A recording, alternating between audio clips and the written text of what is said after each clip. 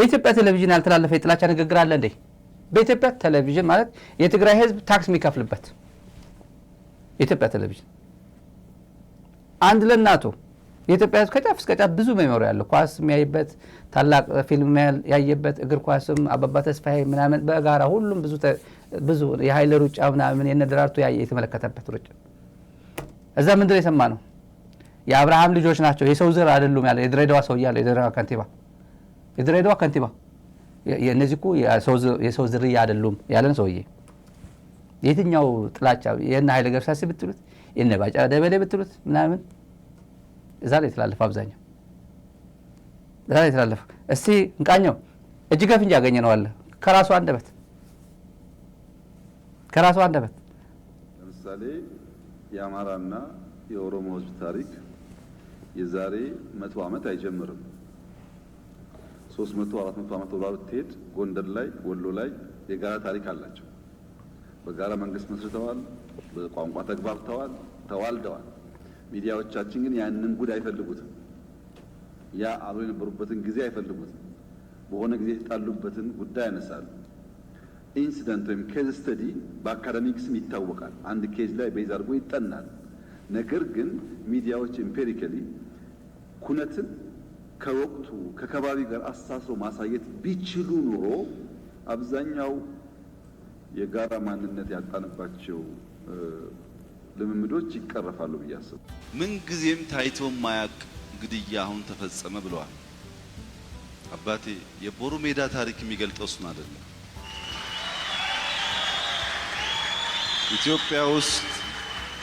ኢትዮጵያ ውስጥ ሰዎች በእምነታቸው በብሔራቸው በአስተሳሰባቸው ሲጮቆኑ ሲገረፉ ሲሰደዱ ነበር አዲስ ታሪክ አይደለም እኔ ደግሞ ጅማ ስለሆንኩ ብዙ የቦሩ ሜዳ ሰዎች ተሰደው ተመተው እኛ ጋር ስለኖሩ አቀዋለሁ ታሪክ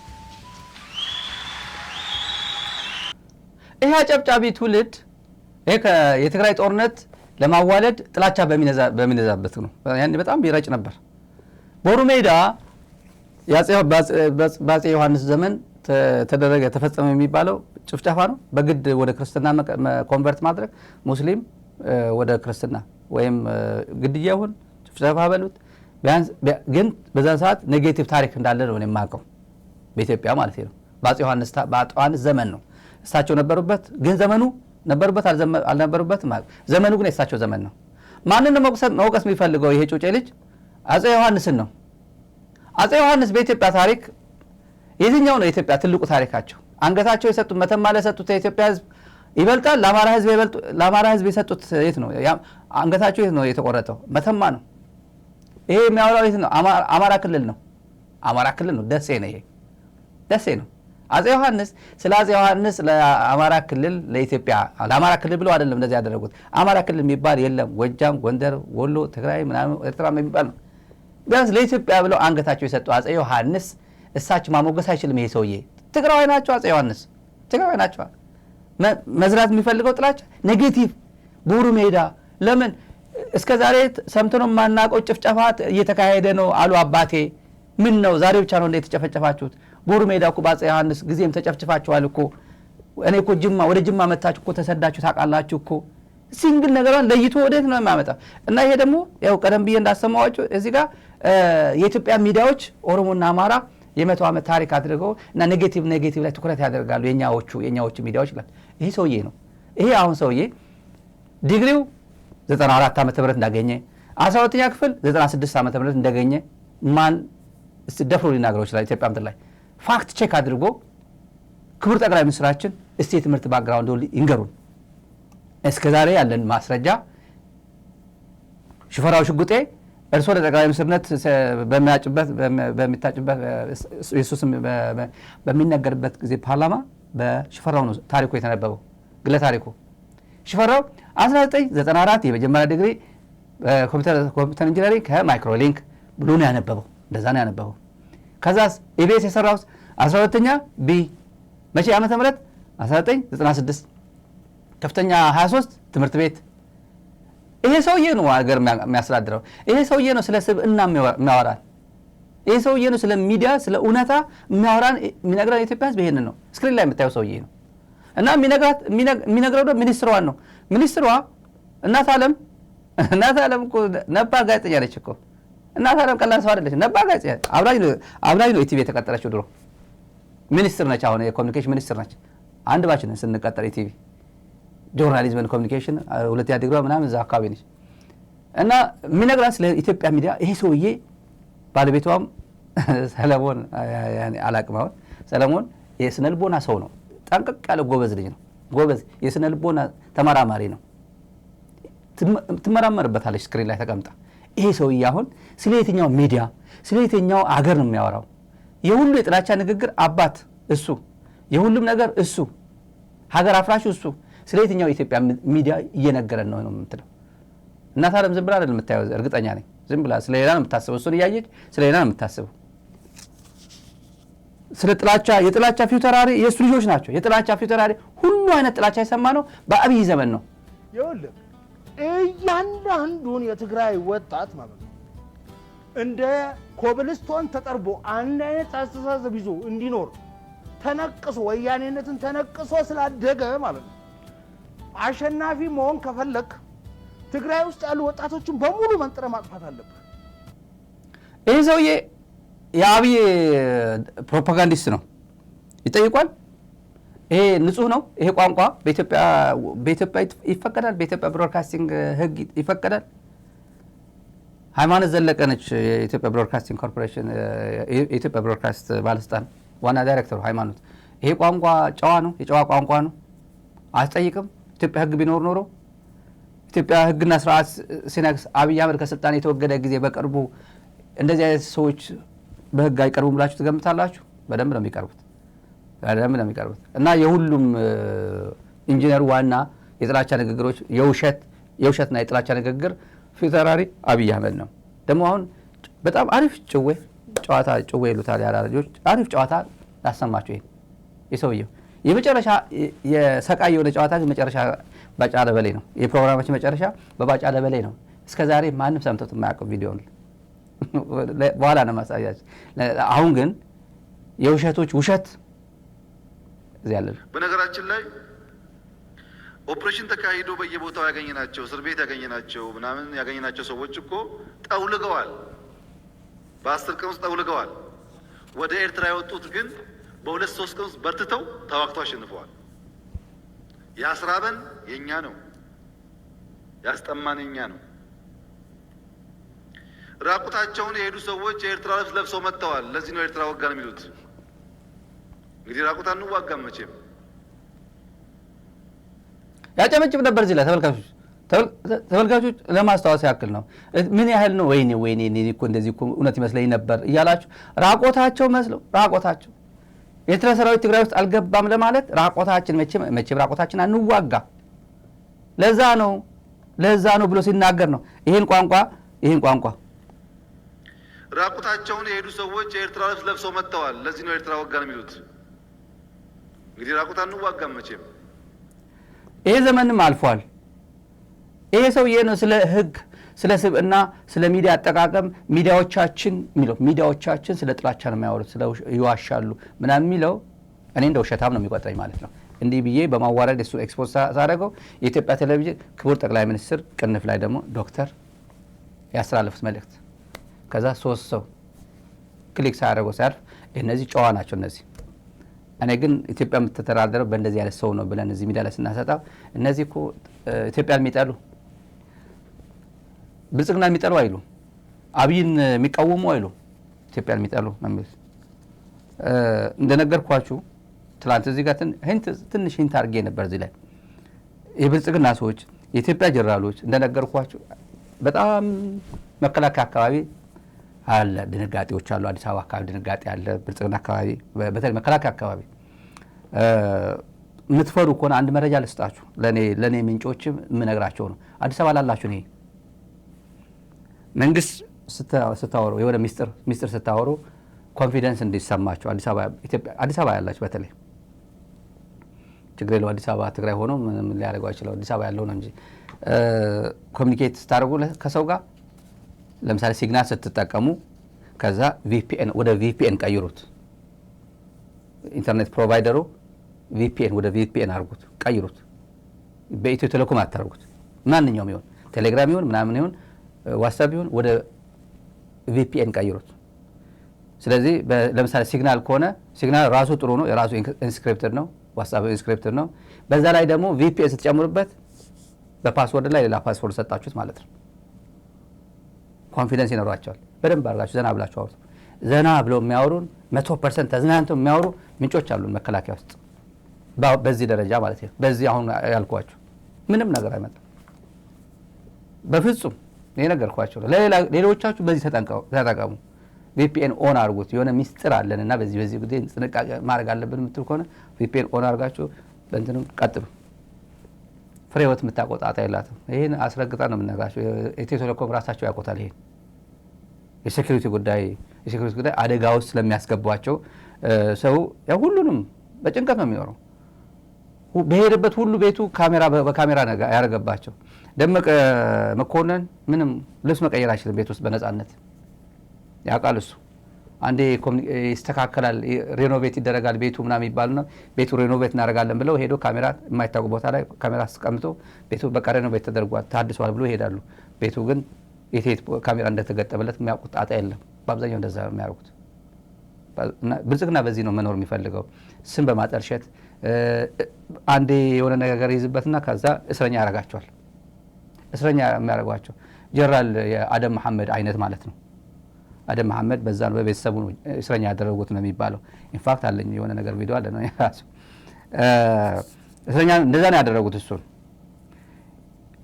የትግራይ ጉዳይ የሚጸጽታቸው ብዙ የኢትዮጵያ ጀነራሎች አሉ። በትግራይ ላይ እየደረሰ ያለው በደል ትናንት አህመድ ሺዴ ነግሬያቸዋለሁ። አዲስ አበባ ምንጮች አሉን፣ አዲስ አበባ የሚነግሩን መከላከያ አካባቢ ሰዎች አሉ። አሁን ሚዲያ ላይ ወጥተው ሌላ አይነት ሰዎች የሚሆኑ ስታዩዋቸው በአካል ሌላ ህይወት ነው ያሉት። አብይ እንዲወዳቸው እና ጥሩ ይሄማ ብልጽግና ነው እንዲባል ነው እንጂ ውስጣቸው ጎግል ስታደርጉት ሌላ ህይወት ውስጥ ነው ያሉት። ምንድን ነው ምን አይነት ጉድ ነው የገባ ነው የሚል ሁሉ ትግራይ እየበደልናት ነው፣ እየተበደለ ነው፣ ከቲፒኤልኤፍ ጋር ችግር አለን ብለን ህዝብ ላይ ያነጣጠረ ጥቃት የፈጸምን ነው ማለት በቃ ጡረተኛ ኢትዮጵያ በማገልገሉ በርካታ ዓመታት የነበረበት ሐኪሙ፣ ግብርናው፣ መምህሩ የነበረበት 2000 1000 ወይ 500 ምናምን የሆነ ጡረታውን ለመቀበል እንኳን አልቻለም። እና ቲፒኤልኤፍን እየጎዱ ያለው ይመስላችኋል? በፍጹም ደብረጽዮን አትጎዱትም። ከፈለገ ከትፎ ከፈለገ ሽሮ ይበላል እሱ ከየትም አምጥቶ አይደል። ህዝብ ነው እየጎዱ ያሉት እነዚህ ሰዎች። ነገ ጧት ይሄ ወዴት ያደርሰናል ብሎ የሚያስቡ ሰዎች አሉ። አህመድ ሺዴ ነግሬያቸዋለሁ ትላንት የሚድሮኩ ሰውዬ ከጀማል ጋር የሚያወሩት አህመድ ሺዴ ኢንፋክት ለብዙ ሰው ነው እንደዛ የሚያወሩ። በጣም ብዙ ሰው ነው የሚያወራው። ይሄ ሰውዬ ምን እናድርግ ትንሽ በጀት ልንለቅ ባልገን ነበር ግን ሰውዬው በቃ እምቢ አለን ነው የሚለው። የትግራይ በጀቷ ማለት ኖርማል በጀቷ አለቃለን እኛ ምን እናድርግ እና በኤንጂኦ በምናምን የትግራይ መልሶ ግንባታ ላይ በተለይ 2 ዓመት የጌታቸው ጊዜ የነበረበት የሆነ ነገር ብር ለመላክ ሲል ቆይ አቁም ምናምን ነው የሚሉት። ያውቃል እሱ። እና መከላከያ አካባቢ ያሉትም ይሄ ስሜት በጣም ከባድ ነው። ትግራይ እየተጎዳች እንዳለ ሪኮግናይዝ ያደርጋሉ እነሱ በደንብ አድርጎ እውቅና ሰጥቷል። ግን አማራጭ የለንም ነው የሚሉት። ነገስ ከተጠያቂ እኔ እኮ አዝን ነበር ተብሎ የቅጣት ማቅለያ ይሆናል እንደ ሀዘን አይሆንም እኮ። የሚታወቅ ነገር የለማ። ማን ነው ያዘነው ማን ነው ያላዘነው የሚታወቅ ነገር የለም። በቅጣት ማቅለያ አይሆንም። በተግባር የሆነ ነገር ማድረግ ነው ቅጣት ማቅለያ የሚሆነው። የትግራይ አዲስ ምዕራፍ ውስጥ ነው ያለችው። አዲስ ምዕራፍ ባይተዋል ምክር ቤቷን ማለት ነው። ምክር ቤቱ መልሳለች። የምክር ቤት ባህል ያለው ነው። ገና አሁን መንግስትነት ምናምን ሳይሆን የተደራጀ ሰራዊትም የተደራጀ ፖለቲካ አወቃቀርም ኖሮ ሳይሆን በዚህ በአውሮፕላን በሚመታበት ጊዜ ባይቶና የሚባል ባይቶና ማለት ድርጅታችን ምክር ቤታችን ማለት ነው። ድሮ በሰባዎቹ 71 69 አካባቢ ሸራሮ ጀምሮ በተለያየ አካባቢ የምክር ቤት እያደራጀ የመጣ ነው። ባህል አለው ማለት ነው። እሱ ነው ወደ ቦታው ያመጣው ሪስቶር ያደረገው እና ትግራይ በኢትዮጵያ ተበድላለች፣ በብልጽግና ተበድላለች። ገዢው ፓርቲ በድሏታል፣ ኤሊቱ በድሏታል፣ የሃይማኖት ተቋማት ዘምቶባታል፣ ሚዲያው ዘምቶባታል። አሁን ሚዲያውን ተመልከቱ። ግባ የሚሉ አሉ እኮ ምን ታመጣለህ? ገጣባው ተመልከቱ። የዲሲው ብላክቦርድ እኔ ቃል ገብቻለሁ ለወደፊቱ ከብልጽግና በኋላ ያው የሚያስተዳድሩ ልጆቹ የሚያሳድግለት ስለሌለ ጎፈንድሚን ከፍተን እንገዛዋለን። በዚህ አጋጣሚ ቃል እንገባለታለን። ጎፈንድሚን ቢሆን ገንዘብ አሰባስበን የብልጽግና ያክል እንኳን 10,000 ምናምን ባንከፍለው የተወሰነ ሚጤጥ እየከፈል እንነደዋለን። በደንብ አድርገን እንነደዋለን፣ እንጭነዋለን እንደ አህያ። አሁን ስለ ጦርነት ነው የሚያስቡት እነሱ። ለምን ምን ጠብቃለህ? አጌናም ጭምር ማንም በጥላቻ ታውሮ ዛፍ ላይ ያደገውም ዛፍ ስር የተወለደውም በሙሉ በተለያየ ላይ ጥላቻ ነው እየረዛ ያለው። ምንድን የምታተርፈው ነው? ከዚህ በፊት ለምን አትማርም ነው? ትግራይ በዛ ሰዓት ጥላቻ ኤርትራ ባትኖር ኖሮ በሚባልበት ዘመን ነበር ድሮ። አይደለም ያ ዘመን እኮ አይደለም እኮ 99.9% እነዚህ ጁንታው ከውጭ መሳሪያ የሚያመጣበት እድል 100% ዝግ ነው ያለበት። ባጫ ደበሌ ዝዝላቸው ድሮ ይድገመው ይሄን አሁን ንግግር ይድገመው። 99.9% ጁንታ መሳሪያ ያስገባም እና እዛው ክብብ አድርገን ጨርሳታለን 100% ተከፋ የተዘጋ ስሪስቴክስ ስለዘጋ ነው አይቻልም ያለበት ጊዜ ነበር። አሁን ትግራይ እንደ ችሎታቸው እንደ አቅማቸው ነው እንዳቅማቸው። አብይ ራሱ በሄሊኮፕተር መሳሪያ ያስገቡ ያስቸግሩ ነበር ማለት ብሎ አልነበረ እንዴ? በድሮ ጊዜ ማለት ጦር መሳሪያ ስለከለከልከው አታሸንፈውም። ለምን ፕሪቶሪያ ሄድክ ታዲያ? ቲዲኤፍ ጥይት ጨርሶ ከሆነ ለምን አልጨረስኩም? እዛ ላይ አስበለት፣ ለቲዲኤፍ አስበ፣ ለትግራይ ህዝብ አስበ፣ ተጨንቀለት። ፕሪቶሪያ ናፍቆ ፕሪቶሪያ ለመሄድ ቪዚት ማድረግ ደስ ብሎ አይደለም፣ ስለማትችል ነው፣ ስላልቻልክ ነው።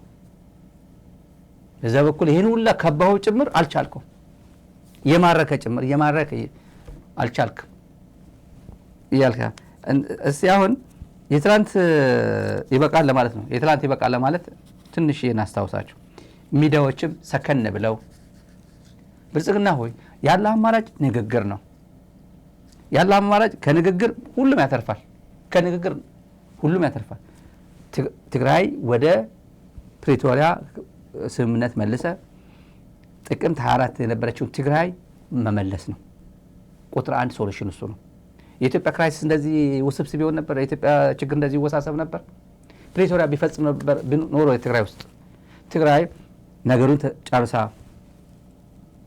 ትግራይ ወደ ነበረችበት መልሶ ትግራይ ዲዲአር ፈጽማ ፕሪቶሪያ የሚባል ቲፒኤልኤፍ ወደ ፖለቲካ ፓርቲነት ተመልሶ ቲዲኤፍ የሚባል ፈርሶ በቃ ይሄ ልዩ ኃይል ምናምን የሚባል ይሄ በሚሊሻ ብቻ ሆኖ ቢሆን ኖሮ ብልጽግና ምን ጉዳይ ይኖረዋል ከትግራይ ጋር ለመዋጋት?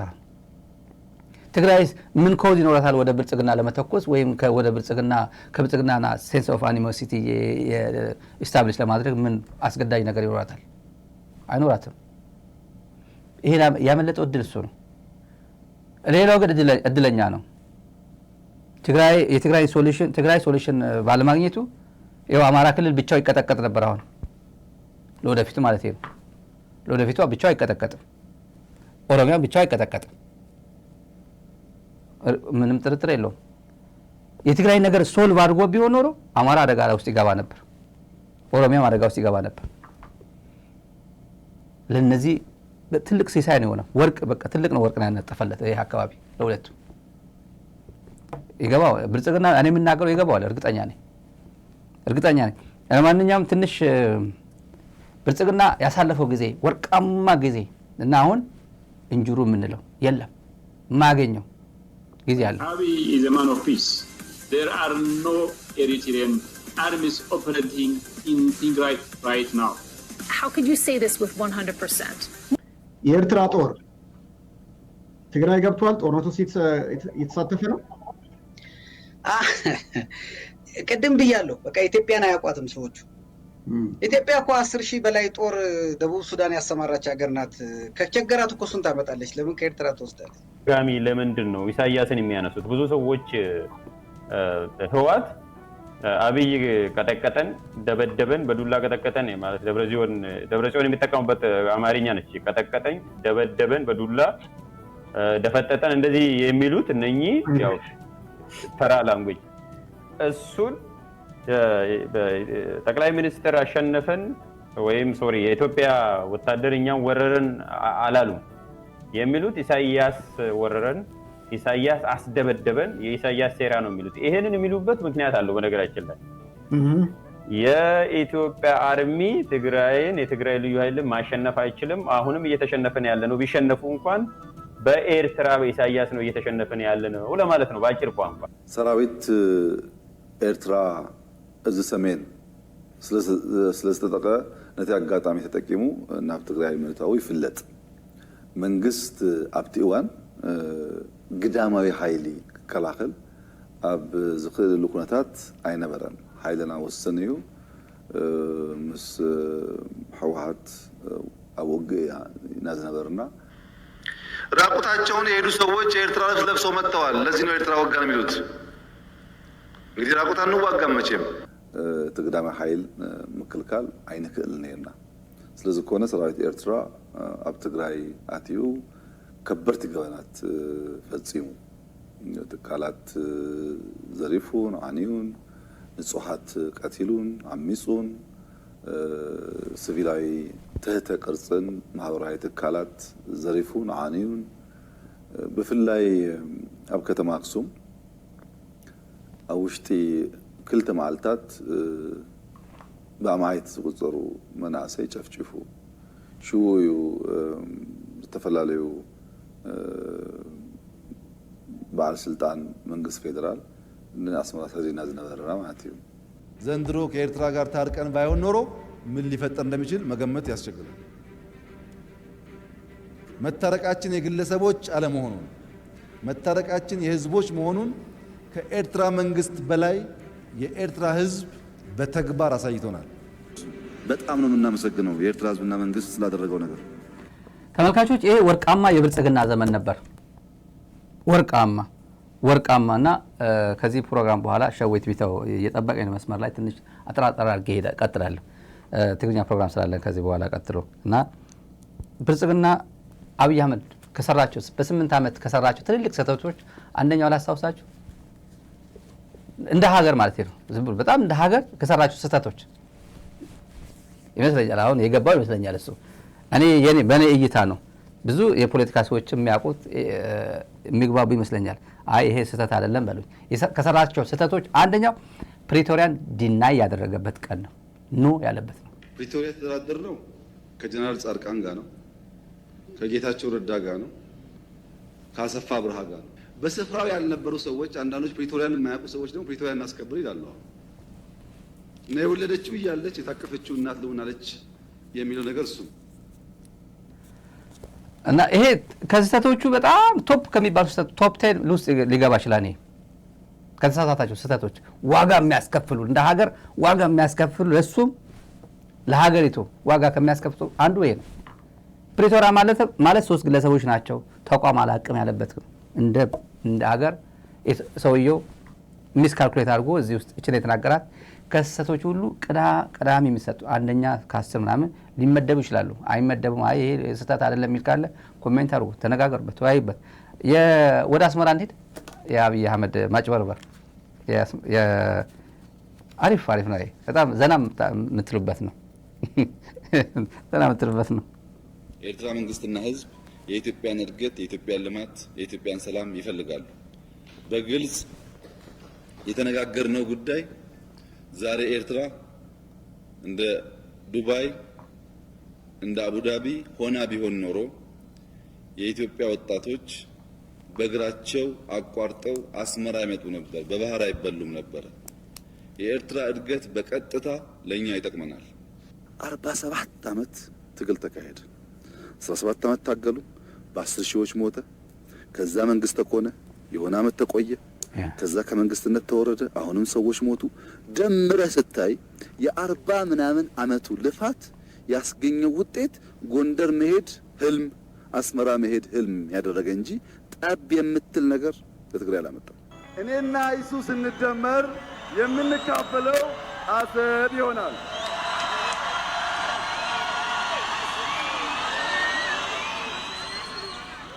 የኤርትራ ህዝብ አሰብን ብቻ ሳይሆን ኢትዮጵያውያን ወደ አስመራ ምጽዋና አሰብ ሲጎርፉ በቂ ሆቴል የለምና የት ያርፋሉ ስላቸው እኛ በረንዳ አድረን ኢትዮጵያውያን ቤታችን ያድራሉ አሉ። በቃ ሴንሴሽናል ነገር ነው የሚወደው። እኛ በረንዳ አድረን፣ በረንዳ ዳሪ ነው እሱ ራሱ። እንዴት ብሎ ነው እነሱ በረንዳ አድረው አንተን እንትን የሚያስገቡ? ከሃዲን፣ መናጢን፣ ውሸታም፣ ቱልቱላ። ይሄ የሀገር መሪ ነው። እያንዳንዱ ቤት አንኳኩቶ ማየ ኢትዮጵያውያን ይዤ ልመጣ ነውና በቃ አስመራ በየቤቱ ከረንም ምጽዋም በየቦታው እየሄደም ጠይቆ እንደመጣ ይመስላል። ይሄ እንደዛ አሉኑ ፕሮፓጋንዳ መሆኑ ነው። እሱ ፍቅር ነው። እኔና እሱ ስንደመር ይላል። ከዛ በኋላ የዚህ ሰው የስብና ነው። ይሄ ነው ሀገር የሚመራው እኮ። ቀጥሎ ህገ መንግስት እኮ የላቸው ማለት በነገራችን ላይ አሁን አሜሪካ ይሄ ሰውዬ መውደቂያ ሰዓት ደረሰ የገባት ይመስለኛል። አሜሪካ ማርኮ ሩቢዮ ሊያነጋግራቸው ይፈልጋል።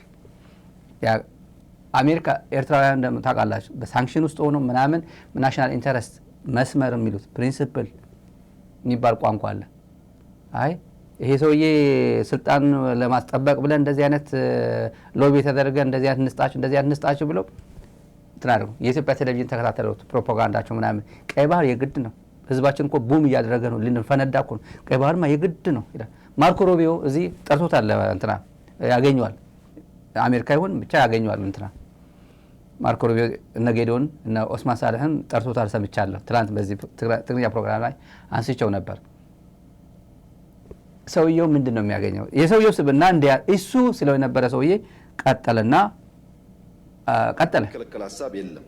የሀሳብ ፖለቲካ መድረኩ ክፍት ነው። ችግር የሆነው ሀሳብ ጠፋ።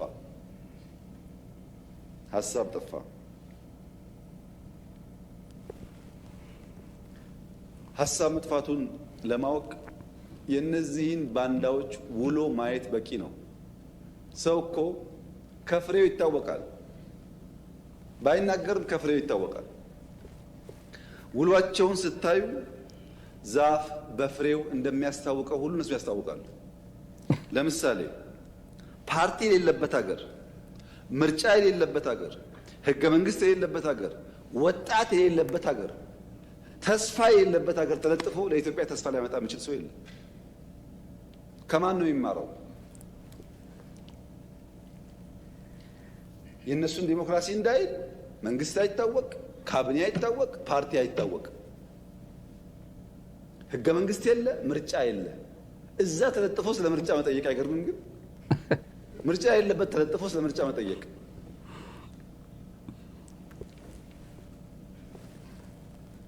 ኢትዮጵያ ሲያምርባት አይኑ የሚቀላ ህዳሴ ሲያልቅ ምን ያስፈልጋል ህዳሴ ከሰው ያጣላናል የሚል አሁን ይሄ ሰውዬ ስለ የትኛው ምርጫ ነው አሁን ተጠይቆ ይመስላችኋል? ይሄ ከዚህ በፊት ሲናገረው የነበረው ዘሴም ፐርሰን እኮ ነው። በቃ በጣም የእናንተ ልማት ማለት እናንተ ዱባይ ብትሆኑ እኛ ኢትዮጵያውያን ኤርትራ እንደ ዱባይ እንደ አቡዳቢ አድጋ ቢሆን ኖሮ የኛ ሰዎች አይሰደዱም ነበር፣ በቀይ ባህር አይበሉም ነበር፣ ወደ ኤርትራ ይሰደዱ ነበር፣ እዚህ መጥተው ሰርተው ጥረው ይኖሩ ነበር። እና ጨዋ ሀሳቢ ነው ይሄ ነበር። ከዚህ በፊት ነበር ከኢትዮ ኤርትራ ጦርነት በፊት በርካታ ተጋሩ ኤርትራ በኮንስትራክሽን በተለያየ ኤርትራውያንም ኢትዮጵያ በቢዝነስ በንግድ ምናምን ነበር። በርካታ የትግራይ ወጣቶች ይሰሩ ነበር ኤርትራ ኮንስትራክሽን ላይ የተለያየ ነገር ላይ ይሰሩ ነበር። አዲስ ነገር አይደለም፣ የምናውቀው ታሪክ ነው የማወራ። ይሄ ግን ስለ አቡዳቢ ይመኛል ለኤርትራ። ከዛ በኋላ ይሄ እኮ ህገ መንግስት የሌለው ሀገር እንደዚህ ሆነ ሀገር ምርጫ ኤርትራ ስለ ምርጫ ምን አገባት? አሁን ስለ ኢትዮጵያ ምርጫ እየተካሄደ ነው እንዴ? ዘ ኢኮኖሚስት ምንድን ነው ያለው? ሻም ኢሌክሽን ነው። ሻም ኢሌክሽን ማለት የውሸት ምርጫ ማለት ነው። ምርጫ እኮ አሁን እያካሄድኩ ትላለች። በጣም የሚገርም ነው። የሚገርም ምርጫ እኮ ዲሞክራሲያዊ፣ አሳታፊ፣ ፍትሃዊ ተብሎ እኮ ዜና ይሰራል ሰሞኑን ታያላችሁ። የሚቀጥለው ጊዜ ማለት ነው አደረግ ካላደረግ ኃይለማርያም እኮ 2 ዓመት ነው የቆየው። ኃይለማርያምማ እድለኛ 2 ዓመት ቆይቷል ከምርጫ በኋላ። ግን የሰውዬ ስብና ተመልከቱ። ሰውዬው ስብና ምን አይነት በዚህ ሰውዬ ለነገ ትንሽዬ ነገር ማሳደር አይችልም እንዳለ ነው። እነዚህ ዲሞክራሲ የላቸው ሀገር እንትን ህገ መንግስት የላቸው። ኢትዮጵያ ህገ መንግስት ወረቀቱ ነው ያለው። በህገ መንግስት ሀገሪቱ እየተዳደረች ነው እንዴ? የለም እኮ ህገ መንግስት አለ። ህገ መንግስት ቢሆን ከትግራይ ጋር እንደዚህ ትሆን ነበር? ትግራይ ወደ ኢትዮጵያ አካትተው የአማራን ጦርነት አቋርጥ፣ ኦሮሚያ አካባቢ ያለውን አቋርጥ። አዲስ አበባ ያለው ፖለቲካ ፓርቲዎች ሁኔታ ምንድን ነው? የኢትዮጵያ ኑሮ አጠቃላይ ስለ ህገ መንግስት የሚወራበት ሀገር አይደለም ኢትዮጵያ። እኖራለሁ አልኖርም ነው። እሱ ወጣ ብሎ መምጣት አማራ ክልል ብርቅ እኮ ነው። አማራ ክልል ደርሼ መምጣት እኮ ማለት እኮ እዚህ እኮ አማራ ዲያስፖራ እዚህ ያለው ጎረቤቶቻችን የምናውቃቸው አበሾች አሉ። አማራ እናቴን አይቼ እመጣለሁ፣ ግን አዲስ አበባ ነይ ብያታለሁ። ወደ አዲስ አበባ ጠርቻታለሁ። አባቴ እናቴ ነው የሚለው። መሄድ ስለማይችል ወደዛ አካባቢ ዲያስፖራ መጣ ተብሎ ደግሞ አንዱ ሃንግ እንዳያደረገው ማለት ነው። አዲስ አበባ እኮ ቀያቸው ሳያዩ እኮ ነው እየተመለሱ ያሉት። እድለኞች ከሆኑ ባህር ዳር አይተው ይመጣሉ። ወደ ገጠር ወረዳዎች፣ ገጠር ዞኖች አካባቢ እኮ አይሄድም እኮ ዲያስፖራ እኮ እየሄደ አይደል። ወደ አዲስ አበባ ጠርቶ አዲስ አበባ ነው ቤተሰቡን አግኝቶ እየሄደ ያለው። እና አንድ መንግስት ሞኖፖሊ ኦፍ ቫይለንስ ከሌለው አንድ ሀገር ውስጥ እኮ የለም። ሱሉልታ እየቆፈርክ አሁን ምንድን ነው ቀደም ብዬ መረጃ የሰጠኋችሁ የመጀመሪያ ዛሬ መረጃችን የነበረው እኮ ሱሉልታ ነው እየተቆፈረ ያለው። ተመልካቾች መከላከያ ኮንስትራክሽን ሳይታመን ቀርቶ ለኦሮሚያ ኮንስትራክሽን ኮርፖሬሽን ሰጥቶ ኦሲሲ ለሚባለው በአዲስ አበባ ዙሪያ ይሄ ሸገር ዙሪያ አካባቢ የሚባለው ሱሉልታ፣ ገፈርሳ፣ ፈንታሌ፣ ሸኖ፣ ሙሎ፣ እንጦጦ፣ ጫንጮ እዚህ አካባቢ እኮ ነው እንትን እየቆፈረ ያለው ምሽግ እየቆፈረ ያለው ብልጽግና። ለማን ነው ለምንድን ነው ምሽግ የሚቆፍረው እዚህ አካባቢ? ማንኛውም ተመልካቾች ሁሉም የሚያዋጣው ነገር አለ። የሚያዋጣው የትላንትናን ይቅር ማለት ነው። ማለት የሚያዋጣው ማለት እሱ ነው። በወንጀል የሚጠየቀውን በወንጀል በይቅርታ የሚታለፉን በይቅርታ ሰዎቹም ጭምር ብልጽግና አካባቢ ያላችሁት ፓርላማ ላይ የነበሩት አብይ ሲናገር ተኮፍስ ወንበር ላይ የተከበሩ አቶ ገሌ የተከበሩ ተስፋዬ በልጅጌ ምናምን የሚባሉ ሰዎች አሉ። እዛ ላይ እንግዶች አሉ። የደርግ ሰዎችም የኢሰፓ ባለስልጣናት የመጨረሻ አንድ አባት ከላሊበላ የመጡት አንድ ገዳም አንድ መነኩሴ እንደ ቋንጣ መንጌ እንደ ቋንጣ እዛው ቆሞ እንደሚጠብቁ እኔ በርሶ ተስፋለኝ እተማመንበታለሁ ያሉ ሰውዬ እሳቸው ብቻ ደፍረው በሚናገሩ ሰዓት ሌላው ግን ጸጥ ብሎ ነበር። የኢሰፓ አባል ነው። ነገ ጠዋት ትጠየቃለህ። ዛሬ ያጨበጨብክም ሳይለንት ሆነ ይሄን ያሳለፍከው ሳይለንት ድጋፍ ነው ብያለሁ። እኔ እንደዛ ነው የማምነው። ሳይለንት ተቃውሞ አይደለም፣ በአብዛኛው ቦታ ድጋፍ ነው። እና የገዱ መልእክት አለ። ወደ የባጫ የመጨረሻ መዝናኛ ከመሄዴ በፊት በገዱ ነው የምንሄደው። ኢትዮጵያ ሲያምርባት እኔ ከዚህ ሰው ጋር የቆየሁባቸው ዓመታት እማዝንባቸው እማፍርባቸው እማዝንበትም እማፍርበትም ነው ብዬ በግሌ ማፈሬና ማዘኔ ብቻ ሳይሆን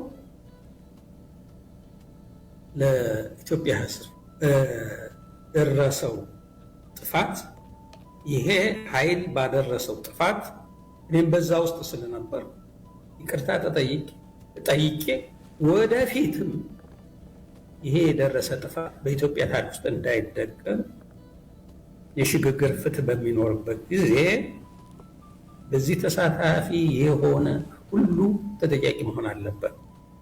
እኔም በሚመለከቱ ጉዳዮች ኃላፊነት ለመውሰድ ዝግጁ ነኝ ያልኩት ይሄ የጥፋት መንገድ ዋናው ጥፋቱ የመጣው አብይ አህመድ ለሚባል የጥፋት ኃይል የትልቂቱን አገር የበላይ የመጨረሻውን ስልጣን እንዲቆናጠጥ እንዲጨበጥ ማድረግ መቻላችን ነው። ትልቁ ስህተት ይሄ ነው። በወቅቱ መስሎን ነበር ነው ሰውየውን ማምጣታችን ነው። በወቅቱ መስሎን ነበር። አብዛኞቻችሁ እዚህ ላይ የምትስማሙ ይመስለኛል። በተለይ ብልጽግና አካባቢ የተሻሸ የተነካካ ሰው ካለ ገዱ አንዳርጋቸው ንግግር በጣም ጤነኛ የሚባል ንግግር፣ እኔ ኃላፊነቴን ወስዳለሁ፣ ሰዓቱ ሲደርስ በልኩ እጠየቃለሁ ያሉበት ነው። መጨረሻ ባጫ ደበሌ 2013 ፕሮፓጋንዲስት ነው ነበር። አሁን የነጌታቸው ቦታ የነጌታቸው ጻድቃን ቦታ ይዞ ነበር ያኔ ተቀምጦ ጻድቃን ቀምጦት ነው እና ምርጥ ፕሮፓጋንዳ ቃል አይደለም በፕሮፓጋንዳ የተሸነፈ ጦርነቱ በፕሮፓጋንዳ ማሸነፍ ይችላል በቃ ሶሻል ሚዲያውን ይው በላናቸው ቀደልናቸው እንትናናቸው በሙሉ ሲባል በፕሮፓጋንዳ የማይሸነፍ በስነ ልቦና ጠንካራ የሆነ ህብረተሰብ ብቻ ነው ባጫ ደበሌ አይነት ደግሞ ሙርከኛ ሲሆን ደግሞ ማሸነፍ አይችልም በሱ ይሄ ሰውዬ አሁን ሰው ሆኖ ይላል ይሄ ሰውዬ ሰው ሆኖ እጅ ወደ ላይ ብሎ ሰኞ ቀን ሌሊት 7 ሰዓት የተማረከ ሰው ሌሊት 7 ሰዓት ዝናብ እየዘነበ የተማረከ ሰው ነው ይሄ እልም ያለ ዶፍ ዝናብ እየዘነበ ይሰማው የነገሩኝ እኮ እኔ ምን ችግር አለ እኔ ታውቃላችሁ እዛ የነገሩኝ ነው ሌሊት 7 ሰዓት 1 AM ማለት ነው አፍተር ሚድናይት ነው የተማረከው እጅ ወደ ላይ ብሎ ዝናብ እየዘነበ እና ዝናብ ሲዘንብ ትዝ የሚለው ያቺ ሰዓት ነው የተማረከባት ሰዓት እኔ 7 ሰዓት የሚለውን የተማረከበት ሰዓት ነው 7 ሰዓት በሚል ቁጥር ያየ የተማረከበት ሰዓት ነው ትዝ የሚለው ቀላል አይደለም ይሄ የትራማ አንድ ውጤት እኮ ነው ግን ሁለተኛ እድል ተሰጠው ሻዕቢያ ሰጡት ሁለተኛ እድል ኑር ተፈቅዶልሃል ተብሎ ከዛ ፕሮፓጋንዲስት መጡ ጁንታው አለ ትግራይ በቃ እንወጣም ውጭ ላሉ ሰዎች ተደውሎ በቃ ከዚህ በኋላ መውጣት አንችልም ከትግራይ እና በቃ እዚሁ ዋሻ ውስጥ ምናምን እንኖራለን እንጂ ወደ ሱዳን መውጣት አልችልም አሉ ያወጧቸው ግን አለ ወደ ሱዳን ሰራዊት ወጣ ተብሎ ወደ ሱዳን የፕሮፓጋንዳ አሪፍ ጨዋታ ስለሆነ ነው አይዲ ካርድ አሰርቶ ስም በኦሮምኛ ስም ሰጧቸው በአማራ ክልል ነው የሚያልፉት አለ አማራ ክልል ምናልባት አማራ ክልል የሚሉት ምዕራብ ትግራይ ነው በዛ ሰዓት እየወረረው ነው በዛ እየተወረረ ስለነበረ ነው እና በኦሮሞ ስም ኦሮሞ አማራ ክልል ችግር የለውማ ቀላል እኮ አይደለም ጨዋታው ትግራዋይ አማራ ክልል ላይ በትግራዋይ ስም መንቀሳቀስ ስለማይችል ነው አማራ ክልል በትግራዋይ ስም መንቀሳቀስ ስለማይችል እነዚህን ቀይረው በኦሮሞ ስም አድርገው በአማራ ክልል አስገቧቸው ነው ማለት ይሄ ስለ ሰላም ያወራልኛል ይሄ ብልጽግና የሚባለው ስለ ሰላም ያወራልኛል በጣም ብዙ የረሳት ይመስለኛል የሚገርማችሁ ነገር ወደ ውጪ ለመውጣት ዝግጅታቸው በጣም አስገራሚ ነው የነበረው ከዝግጅታቸው አንዱ እስካሁን ድረስ አድርገውት የማይታወቅ እንኳ ለሰራዊቱ ልዩ ነገር አድርገዋል ይሄ ልዩ ነገር ምንድነው መታወቂያ መስጠት ነው ለሰራዊቱ መታወቂያ የሰጡት ሁሉም የሰራዊቱ ውስጥ ኪስ ውስጥ የተገደሉት ኪስ ውስጥ የተገኘ መታወቂያ ስሙ የኦሮሞ ስም ነው ስሙ የኦሮሞ ስም የሆነበት ምክንያት የሚያልፉት በአማራ ግዛት ነው በአማራ ክልል ነው ወደ ሱዳንን በሚገቡበት ጊዜ ጁንታው ተብሎ በኢትዮጵያ መንግስት ይሁን በዲፕሎማሲ በኩል ጫና እንዳይፈጠርባቸው የመጡት ምናልባትም የኦነግ ወታደሮች ናቸው ለማለት በሙሉ ስማቸውን መታወቂያ ሰጥተው ኪሳቸው ውስጥ ከተው እነዚህን ይዘው ሱዳን ለመግባት ነበር እንግዲህ በጣም ይሄ ከቀልዶቹ ቀልድ አሪፍ ነው የኦሮሞ ስም ሰጥተው ባጫ ምናምን ይያሉ ማለት ነው ወደ አማራ ክልል ሲሄዱ ኦሮሞ ናችሁ እናንተማ ተብሎ ትግራዋይ ግን ወደ አማራ ክልል ትግራዋይ ስም ይዞ ወደ አማራ ክልል መግባት ስለማይችል ነው ይሄን ጥላቻ ምን ያህል እየገነቡት ነበር በዛ ሰዓት ባጫ ደበሌ ነው እሱ ትዝ አይለውም ይሄ የድሮ ከጎግል አድርገን ያመጣ ነው ከእንትናችን ከአርካይቫችን ነው